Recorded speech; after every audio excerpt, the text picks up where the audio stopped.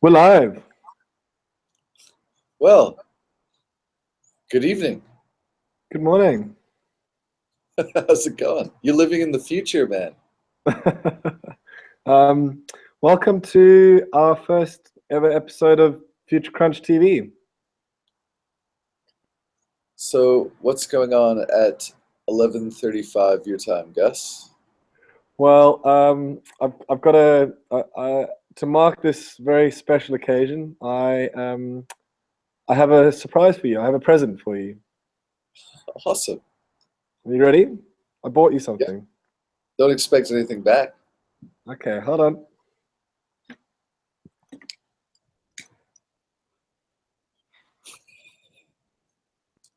It's somehow very fitting.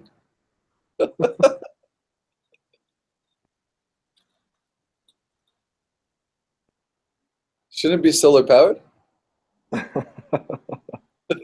um, yeah, this is yours. When you get back, Thank you very much. so where are you? It looks really beautiful where you are. I'm in Cold Spring Harbor, New York, which is on Long Island. Um, Here studying some DNA. Yeah, basically unraveling and decoding the code of life, just learning how to do it. So it's a 2 week intensive course. So got some of the world's experts basically who've defined the field and showing you all the fun tricks, and you get to play with the cutting edge toys. So it's been quite a pleasure. So Got to you're hanging out with the world's top geneticists Yes, in one of the world's leading centers for genetic research. And can you tell me two or three things that you've learned in the last few weeks? I have learned. Oh, sorry, people running with a dog. I have learned how mainly, so I'm a geneticist, so I'm pretty good with understanding how to break down DNA. But it turns out that DNA is not the big pick. All right, I'm going to start again.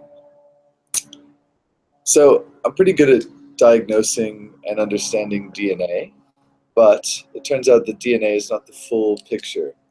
So epigenetics, which is around the genome, and our 3D structure of DNA has a huge effect on what genes are turned on and off.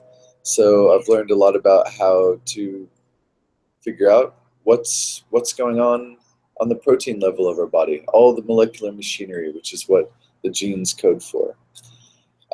2 days ago, we added to the Book of Life, so we added some new bacterial strains. So our we did a microbiome sample, which is all the little critters that are all over our body, which account for more than 90% of our cells. We decoded a huge sample of them, and we added to the known population of bacteria. And this was for a study for diabetes and figuring out how this ecosystem of cells changes through disease progression and also when you treat them with a variety of different drugs. So we're seeing how, but basically we're looking at rat shit. So it's a rat study.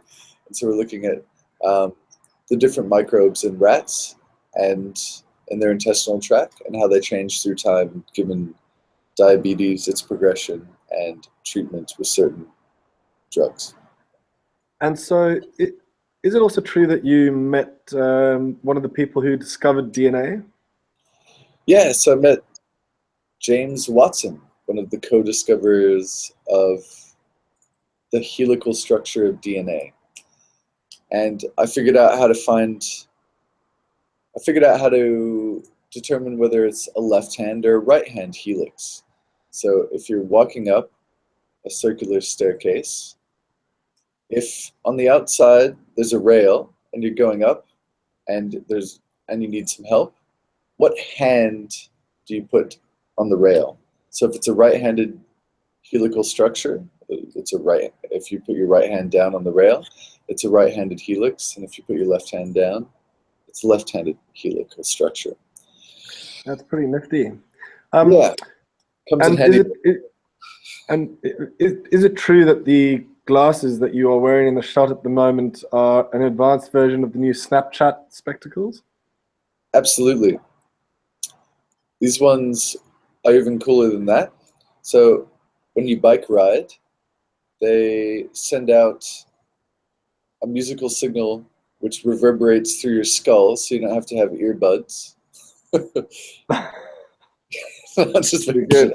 That's pretty good. It's pretty good for 7 a.m. in the morning. That was pretty sharp. That sounds like a remarkable week. I mean, you've been hanging out with some of the, you've been hanging out with the best of the best in the field of genetics. I'm really jealous, and I'm really looking forward to hearing all about it when you get back to Australia. Yeah. So I'm sitting very close to the spot where James Watson initially announced to the world the helical structure of DNA. So Cold Spring Harbor in 1958 is where it all went down.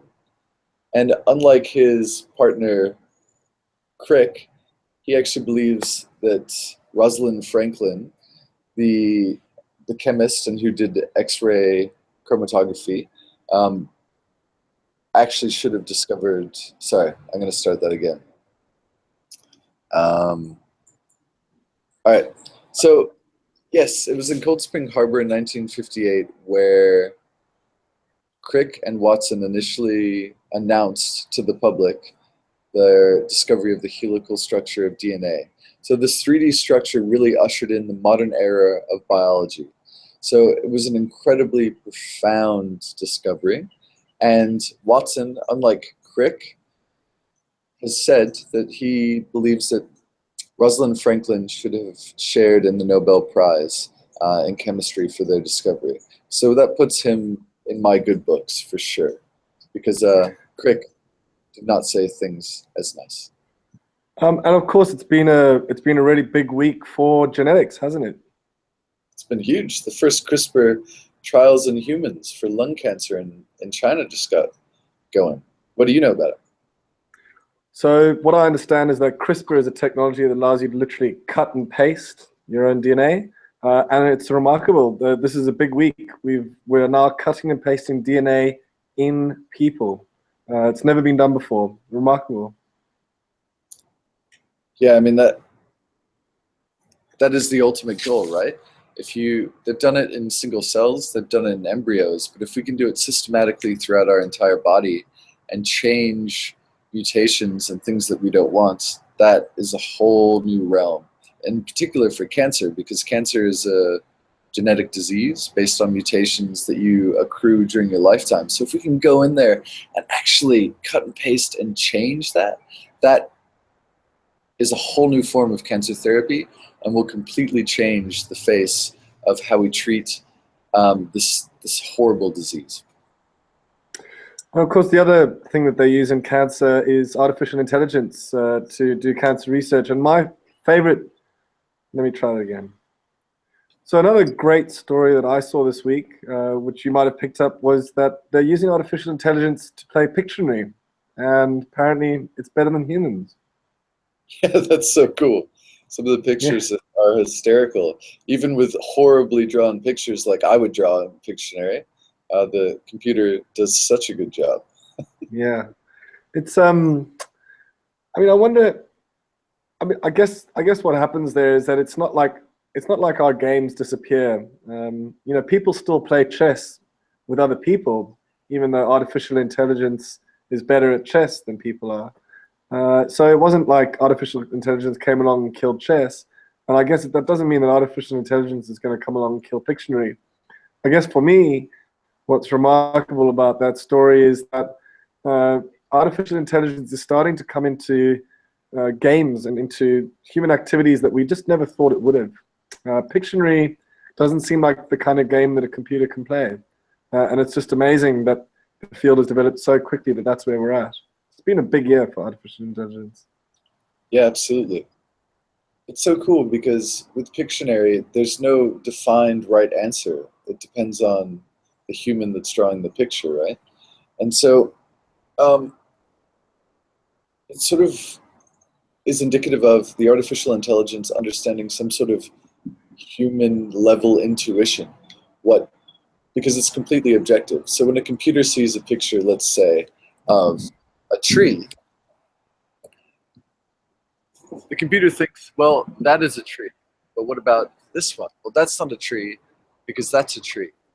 But artificial intelligence is learning of seeing thousands and thousands or millions, if not billions, of examples of trees that it can start to blend together and understand in general, sort of at a much, much higher level, what a tree is. And then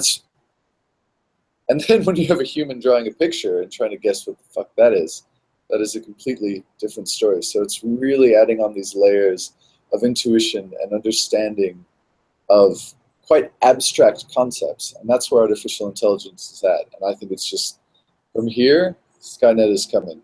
We're all doomed, man. Skynet is coming. I know you've had your head down and you've been working really hard on genetics, and I also know that you haven't had much time to check out other stories. Is there anything that you have spotted in your travels, or has it all been genetics? Well, I mean, speaking of AI and cancer research, that's not the only application. It's also being used in energy, right? Google unleashed DeepMind on their energy monitoring systems and for their data banks, servers, and just the household sort of stuff like lights.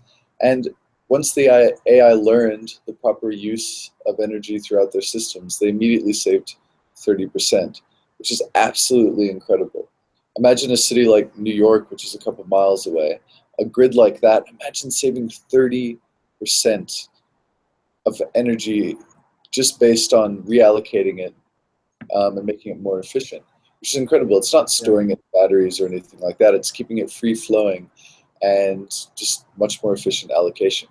But speaking of that, moving on to the energy, how about Elon Musk's announcement that solar roofs are coming? Well, they're already here, but they may actually be cheaper than normal roofs. Can you explain that? That just blows my mind.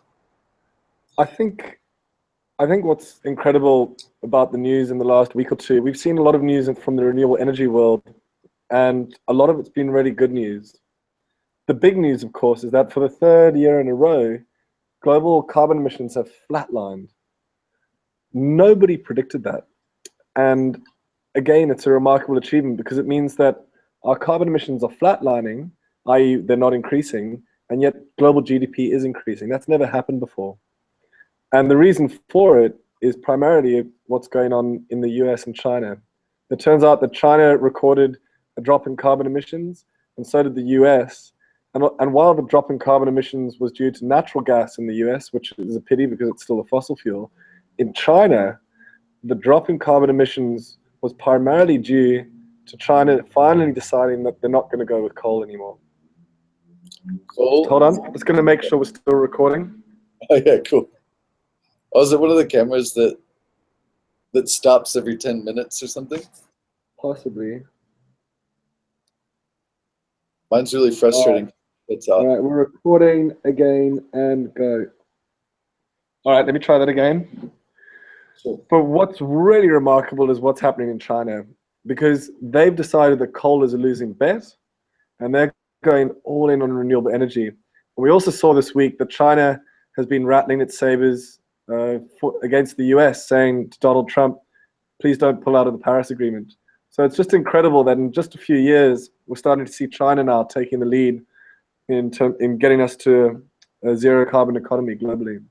And I think, we're starting to see the signs all around us. The International Energy Agency, that it's increased its outlook for energy deployment for renewable energy deployment around the world by 15%. So let me try that again.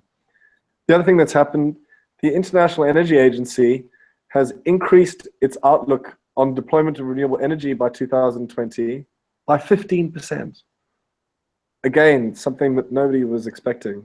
Although those of us who believe that renewable energies are an exponential technology, that doesn't come as a surprise.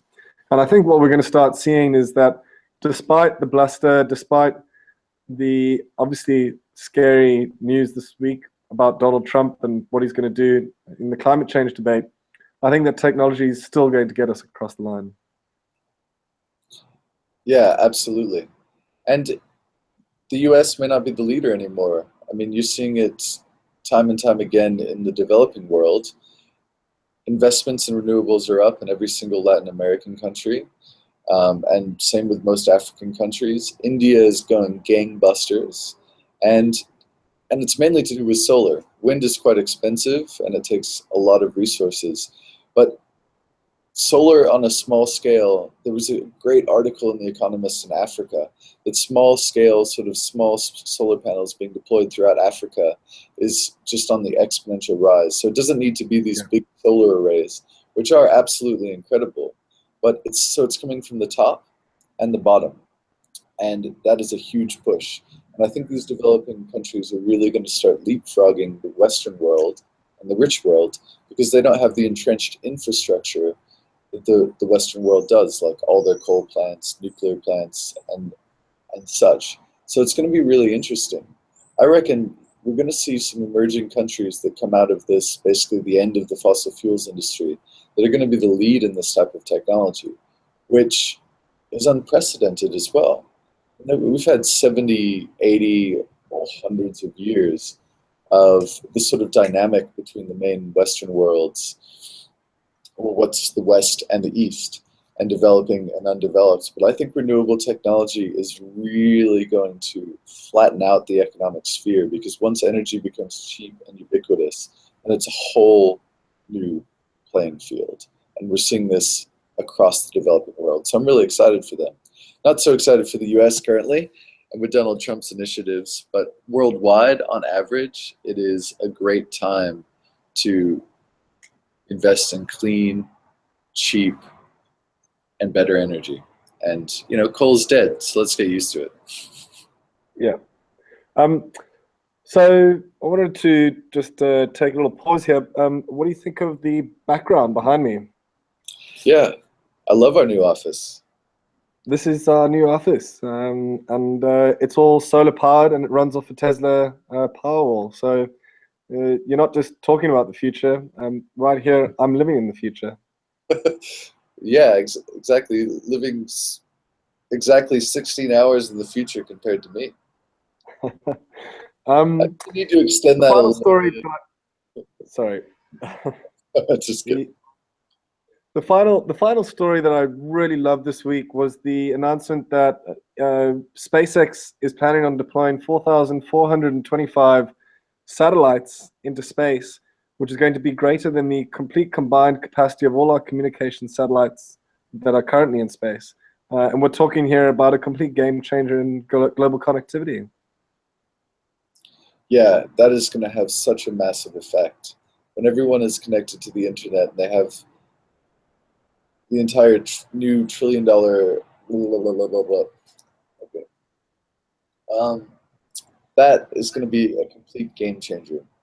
When everyone in the world has access to the plethora of knowledge at their fingertips of the internet, and also these new emerging economies, it's it's a complete game changer. It's a new world, and that's why I love Elon Musk. Right? He lives by adding more value than he wants to capture. He provides goods and services that were not previously available to a vast array of the world's population, and really not for that much economic gain. That is amazing, and that is a completely different way to do business. And we're seeing this sort of trend permeate throughout the business and innovation sphere. And I think that's I just I agree with you on every single thing that you said, except for the part where you said that not for that much economic gain. Because I think that if you create more value than you capture, you can end up getting very rich. And I think Elon Musk is actually a great example of that. yeah. I suppose what I was saying is comparatively. So the old school was just like milk them for all they're worth and fuck them. But the new school of thought is, all right, well, yeah, definitely make money and make it a viable venture. And of course, yeah, make your millions and billions. But you're also adding more, and you're not just milking the cash cow. And that is, Welcome to the next economy. yeah, welcome to the new economy. Um, all right. I think let's call it a wrap. Cool. So that's it for this edition of Future Crunch TV. This is our very first edition of Future Crunch TV. We hope you're going to join us for many more. Please subscribe. You can click on the screen or in the credits down below. We have no idea how this stuff actually works yet. We're just saying that kind of stuff because we've seen it in other YouTube videos. Thanks for joining us, and please tune in for the next exciting episode. Tane, great to see you, and looking forward to seeing you when you get back home to Australia. Yeah, definitely. It's been awesome, but awesome nerding out, but can't wait to get back and hang out with you. And hashtag nerd life. Much love. Ciao.